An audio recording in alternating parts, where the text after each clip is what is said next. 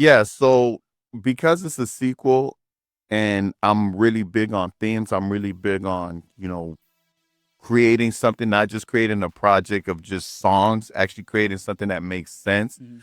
The Climb is just all about that next stage in the journey. Okay. Like the first album that I created, The Journey, the whole theme and concept behind it was me overcoming my fears, overcoming Mm. the doubt, overcoming Mm. all of those things to start my journey. Okay. Right. And that's why, the cover is literally me in front of my house. This is where the journey starts. Yeah. That's the first one. So now that journey is also symbolic to my music career because that was my debut album. That was my first album. Right. So I'm past the fear. I'm past all of this. Release the album. Mhm. Now I'm an artist. Mhm. Right. So now the Climb, now I'm in that phase of my life. This is the season that I'm in right now. I'm an Okay. artist now. Okay. Now all I got to do is climb up, Okay. keep climbing till I reach the top, the destination that I'm trying to get to. Man. And a lot of people when they hear the top and the destination, they think to themselves, oh, he's just trying to be on the top of the billboards or anything like that. But that's not the case for me. Everybody have their own destination. So the destination for me is nothing about the wealth, it's nothing about any of that. My destination is peace. Mhm. Because that's something that I haven't had for a very long time. Just peace and just Mm. life and health and finances and everything. I just want to be at peace Mm. doing God's will. So that's my destination. And hopefully by the arrival, I hope that I'm arrived by then. You know what Yeah. I mean?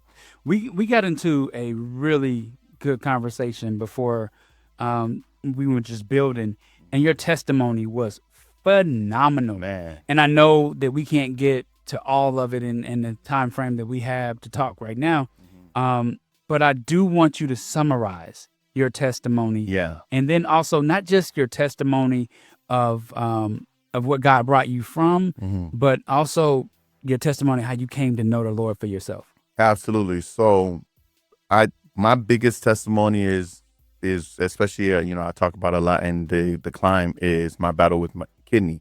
Mhm. I had kidney disease and Mhm. acute kidney failure in both of my kidneys. Wow. I actually was diagnosed with it right after I decided to really get past that fear, get past that doubt. I'm like, okay, I'm gonna make music now, and then I get hit with acute kidney failure on both kidneys. So it's Mhm. like, all right, God, do you really want me to do this? Mhm. Or is it just me wanting to do this? Mhm. Because why would this attack me at this point in my life once I finally realize what I Mhm. can do? Okay. Yeah. So I'm like, okay, now that I know what I want to do, now that you're giving me purpose, you threw acute kidney failure right in front of me. How do I cope with that? How do I deal with that? So I just took that and I just used it to keep pushing, keep creating. I created the whole first album in dialysis, during dialysis. Why? But God did his big one like he always does for me. He found a way to just make the impossible possible. And I was able to actually get a kidney transplant within 9 months of my initial diagnosis. And that's unheard of because it typically takes 7 to 8 years on average. That's amazing. You know, one of the things I'm hearing coming from you the most is probably, um, you know, no doubting, Yeah. no fear, no fear. Yeah. And I think that's something that we as Christians we really struggle with. We struggle with um, just giving it all to God, Mm-hmm. and I struggle with giving it to God and Mm-hmm. thinking that I gave it to God. I'm Mm-hmm. saying, but really holding back a lot myself, Mm-hmm. like just saying, you know what, I can't just lay down just yet because I got this to do and I got that to do. And if I truly gave it to God, I could lay down, Mm-hmm. you know. And I think in our conversation, man, and this is really key for anybody listening, you talk about the importance of rest and not stressing yourself out. 1,000%. Please talk to us about that because you mentioned that when you went through the kidney failure, you had an awakening, Yeah. Rude awakening. and while you were in the hospital, Yeah. you called your boss Yeah. and you called the toxic relationship you were in, Yes. Yeah. and you quit both of them. Quit Talk about boom, that. same moment. Same moment. So when I was diagnosed with acute kidney failure, doctor comes in, he says, yeah, your heart's fine, Mhm. your brain is fine, but you lost both kidneys. Mhm. They ran a bunch of tests and they didn't see anything wrong with my body. All my levels were good. Didn't have high blood pressure or sugar or anything like that. They're like, the only thing that could possibly have caused it is stress. Have you been stressed in any way, shape, or form? And I had to answer yes, because I absolutely was stressed. I had so many things going on between a toxic relationship, me trying to build my own studio, to minister the way God wanted me to minister, and a job that did not want me to do that, So it was just everything was just clashing with each other. And it just built so much stress up to the point that it affected my body in the most negative way possible. So when people say that stress is the silent killer, it truly is. I didn't realize that until after I lost my kidneys, but in that moment, I made a decision right then and there that this was going to be the last of it. And in that same moment, I called my boss and said, yeah, I'm done. I'm not working for you no more. Called the girl and say, yeah, this is going to have to end because it's just too toxic and there's no way we're going to get past this. Man, that takes such a leap of faith. Yeah. But it also takes you having to come down to, man, pretty much the end of it all. Yeah. I mean, we talk about this all the time where we choose life over death, but you always talk about, man, I was knocking on death's doorstep and I was, at my last. And usually people say that when they're on an addiction or they're dealing with some kind of gang lifestyle or some, dangerous lifestyle. But you were literally knocked to your face and on your knees before the Lord. And he basically told you change or, correct. Correct. It's over. Yeah. How do you deal with that on a level of encouraging people who are in the space of, man, I don't know what to do. I'm just out here doing this, doing that, to listen to God and to also choose yourself over anything else you have going on. Yeah. How do you do that? Man, I'll say it like this. I think one of my greatest gifts and one of the things that I've grown to just trust in and understand is that sometimes you don't have a choice. Yeah. We always say, oh, we have a choice. We have a choice. There's certain things you don't have a choice, right? Like, let's say drinking, and you're alcoholic, you have a choice to drink. Well, you really don't. You don't have a choice because at the end of the day, it's going to affect you in such a way that it may put you in that box a lot sooner than you're supposed to. So I always had that mentality, even chasing my dreams. I don't have a choice. I have to do this. I have to try. I have to go after this because I'm not happy with where I'm at. I'm from the struggle. I'm from the hood. I'm in the gutter. I don't want to stay there for the rest of my life. Yes, we have a choice, but in my mind, I don't. I have to succeed. Because not only for my own being, but there's people dependent on me. Yeah. I don't have a choice. And I think a lot of times, if we just put it in that perspective, we'll move courageously. We'll move without any fear because we know no matter what the fear, the doubt, I still don't have a choice. Yeah. When you don't have a choice, you don't have a choice and you move. You know what? People aren't going to believe this, but I'm probably going to take more from this interview than anybody else that could see it, right? And the reason being is because you and I've had deeper conversations than just us talking right now. Yeah. And one of the things that I realized, man, is that you took a total leap of faith when you stepped out to build a studio. God called you to build a studio. Yeah. You didn't have the funds to do it. At all. And you made that your life's mission, and you stepped out and went full time. Yeah. Without anything else. No. And you just launched into the deep. And now you're at this point where God has really blessed it. Talk about what it was like from the start to where you are right now. Yeah, absolutely. And I got to give a shout out to my Pastor Joshua Fakir, because there's a saying, it always stays in my head. He says, sometimes you got to assemble the plane on the way down. Right? Yeah, it's the craziest thing. I always remember it though. Like, sometimes you just got to jump off and assemble the plane as you're falling and hope that it catch flight. That was what that season of my life was, because again, in my mind, I didn't have a choice. I could not stay at this job anymore. I could not live without fulfilling God's purpose in me anymore. I have to build a studio, even though I know that I don't have the funds. I don't know how I'm going to do this. It's literally an empty garage. I had $2,500 to my name. That's it. That was the exact amount that needed for the down payment of an empty garage. I paid that, knowing that 30 days later I needed to find $950, not knowing where I was going to get that from or how I was going to build this place, because that's all I had. And I put that on paper. I put the signature, everything, because I knew, again, I had no choice. I had no choice. And God just did his thing, as he always do. So I truly believe in that faith move, that putting your all in God, because a lot of times the only way that you can get to where you're getting is by putting all your trust and faith in God. You know, I go back to Abraham. God told Abraham to, take his family and leave. I'm going to bring you to a great land. Yeah. He didn't tell him what direction to go. Right. How long it was going to take. Right? Very true. What he said, let's go. And he told his family. Could you imagine him telling his wife, God said we got to leave home. I can't imagine telling my wife now. Yeah, God said he got a place for us, but we got to leave. Where we going? I don't know. When are we going to get there? I don't know. Yeah. How long is it? I don't know. But sometimes when you really want what you want, you'll be willing to do it. Abraham didn't have a choice. That's why he did it. Yeah, I think a lot of times, man, when I make those types of decisions, or when I'm thinking them through, I'm thinking wife and 4 kids. 1,000%. How's that gonna affect them? 1,000%. And then when I want to jump off the deep end, it's like, I can't really jump off the deep end right now because I got to take care of this and I got to take care of that.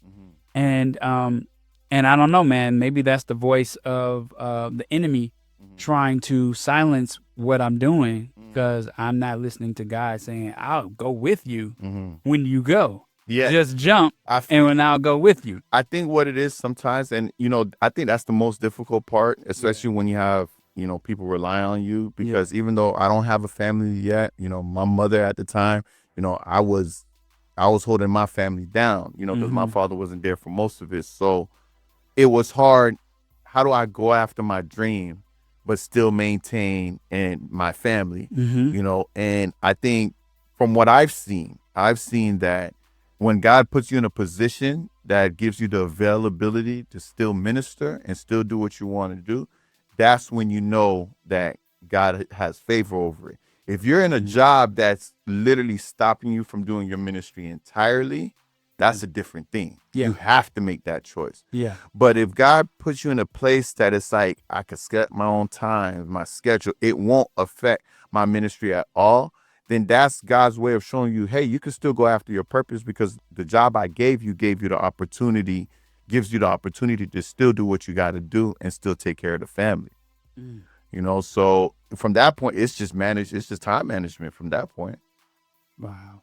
Talk about all the different things that you've been able to do, right? Like from the YouTube channel to the tech tips. Like, talk about how God started that for you.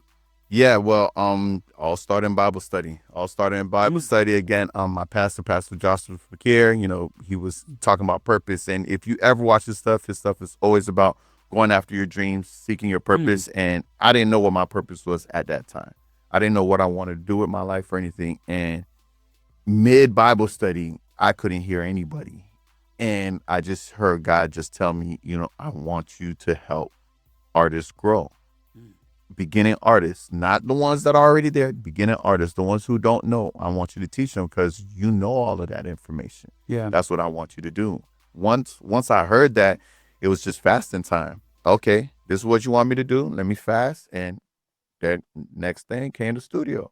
And that's very, very similar to what how Trackstarz got started, because God told us that we were going to go out there and make the mainstream the alternative, and the alternative the mainstream. And we got together, me and Sean, and we fasted in his dorm room, and we came out, and Trackstarz came out with us. It is. And so the question I have for you is one of the things that frustrates me the most. I look at YouTube for a lot. I ask a lot of, questions about, side hustles and things like that. You actually give tips for free, and you give the type of tips that will help people. Most YouTube channels will bring people to a tip and then charge them for the real answer. Talk about why it was so important for you to do your process the way that you do it. Because I knew it was ministry. Yeah. I knew it was ministry. If I were to put a fee on that, it would be putting a fee on the gospel. He called me to help him. He never said help him at a fee. He just said help him. You know, so for me, I know that as long as I'm obedient, he gonna take care of me, one way or the other. Did I know that the YouTube was gonna become what it is now and that it was gonna get monetized and stuff? No, I wasn't even paying attention to that. Like I was telling you earlier, I didn't know when I reached 1,000. Somebody had to tell me that, hey, you reached 1,000 subscribers. Somebody had to tell me. I had to get an email from YouTube telling me that my channel was monetized. I was just ministering and doing the work. You know, so I think a lot of times that's what it is we may be focusing on how am I going to make the money. You know, when it's just like, just be obedient, do what God is telling you to do, and that stuff will come to you. Okay, so that's good. I love where we got into. That's a good place to get to. What's your tip to an artist to help them grow when they're looking at a beginning start of their career? The one thing artists always fail to pay attention to: YouTube.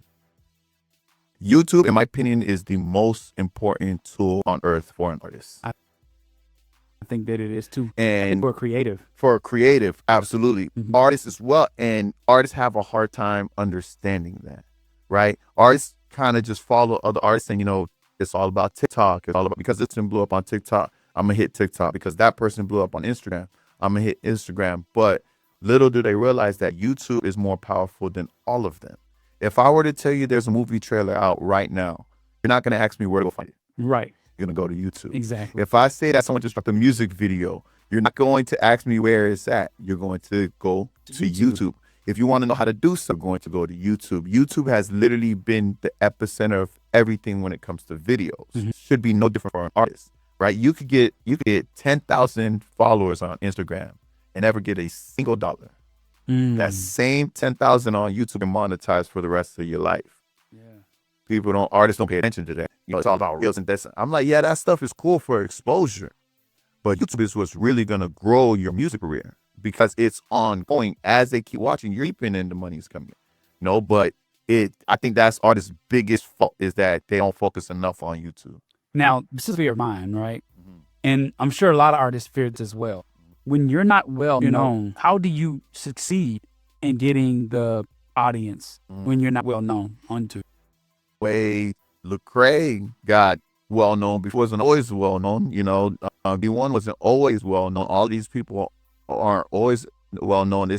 I could say that same argument for IG. I could say the same for TikTok. You got to start somewhere, right? It's all about creating the content, having the right on algorithm. You know, there's certain things that you have to do to make sure the algorithm is right, and market it. Market it. You know, I speak to artists all the time. The first place they'll give me is their Instagram. I say, no, give me your YouTube first. Let me subscribe to your YouTube channel before following you on IG. I do that all the time. Oh, I don't have YouTube. Missing out. You know, that's what I say to them because it's just it's nice in that you want to follow. Let's follow each other. You to IG first. Why not YouTube? Mindset thing. Just make YouTube the primary. Yeah, I think for me, my business, I use YouTube to, I use IG to develop interest, right? And then I use YouTube to explain why I'm here, purposes. And maybe that's backwards. Maybe I should be more focused on building. But see, my thing about YouTube is, and Trackstarz has done well on YouTube, and we figured out a lot about YouTube. But me just starting out with my channel, I always felt like, oh, well, let me go draw people to the YouTube channel. Like, so I put a reel up on Instagram that says, hey, go follow the YouTube channel and view the full interview there. I see. So that's what I've been doing. Would you say that is a formula that I should abandon or maybe adjust to? I just create the content and release it on both. So release a full length interview or like whatever my content is. Yeah. Like, for example, when I have a tech tip or when I'm just making a creative reel, whatever my content is, I take the approach from the scripture, spread your seeds and some it'll grow, so I do the same thing. So I'll make a piece of content. I'll make it an IG reel. I'll make it a TikTok video. I'll make it a Facebook reel and I'll make it a YouTube short, the same clip. Do you do them all differently or do you just publish at the same time? Publish them all at the same time. and they get different traction. Actually, my first viral video, that's exactly what happened. I posted it everywhere. I checked on it the next day. It was a real idea for one of my songs, "Feeling Like David," and on IG it had like 3,000 views. When I went to TikTok, it had like 10,000. I went to YouTube, it had 20,000. Oh, So I was good. I was excited. I'm like, it's going crazy on YouTube. That's all I needed to go. About 2 days later, I'm getting notifications on my Facebook. It already hit 1 million. wow. And now it's at, I think the last time I checked, it was at like 8 million. You know, same piece of content. I just posted it everywhere. You never know where it, just like it said in the scripture with the seeds, you don't know where it's going. So, are you saying that you don't have to have the subscribers for it to go viral? You don't have to have the following or the interest has to be there for it to go viral? No. Things go viral just off of one person sharing it to this person and that person end up sharing it. The more, as long as the content is good and you're still consistent with it and people can depend on you, going viral will happen. You know, I've gone viral multiple times, you know, but going viral is not going to get you there. You know, it's the consistency that will truly get you there. And once you find that thing that you're consistent in, that's it. You know, I tell artists, find content to create, to put on YouTube, whether it's you writing rhymes, record yourself doing that, vlog yourself when you go to the studio, record the studio session, whatever you can do to create content for YouTube, do it for YouTube in mind first. So essentially what you would say is anybody can make a success out of YouTube. Yes. As long as they're consistent. As long as they're consistent. And you talked to me about SEO. Yeah. Explain search engine optimization for us. Man, it's the crack to algorithms, right? So when you search like, let's say, BMI versus ASCAP, what's better, right? It'll start showing you a list of videos, right? The search engine optimizer will allow your video to show up on that list at a certain number. Gotcha. Your goal is to make sure your video is one of the top 5 videos to show up. Hopefully the first one, if you could get it there, but if you can't, one of the top 5 ones, because most people don't scroll down. They just click on one of the first. That's what I do. Correct. Yeah. Whichever one looks the best, once you search it, you kind of just click on it and just watch it. Yeah. That person specifically, strategically added things to that video so that it would show up where it showed up. And that's what search engine optimization is. It's using the search engine to your advantage. Wow. That's good. That's really good. I mean, yeah, I can't imagine a better tip to an artist. Yeah. And then also I've been told too, you know, from a lot of friends that have done well on YouTube, that YouTube also will create other streams of revenue. Oh, yeah. Like 6, 7 other streams of revenue. Talk about the different streams of revenue that can come out of that. Oh, yeah. Well, I mean, just as an artist alone, and I think that's the coolest part about YouTube, every time your song plays, you get paid 3 times. Even though it's that one stream, you get paid in 3 different ways. You get paid through the YouTube content ID, you paid through the distributor, right? Whoever you distributed the song through. And then if your channel is monetized, you get paid through the ad revenue.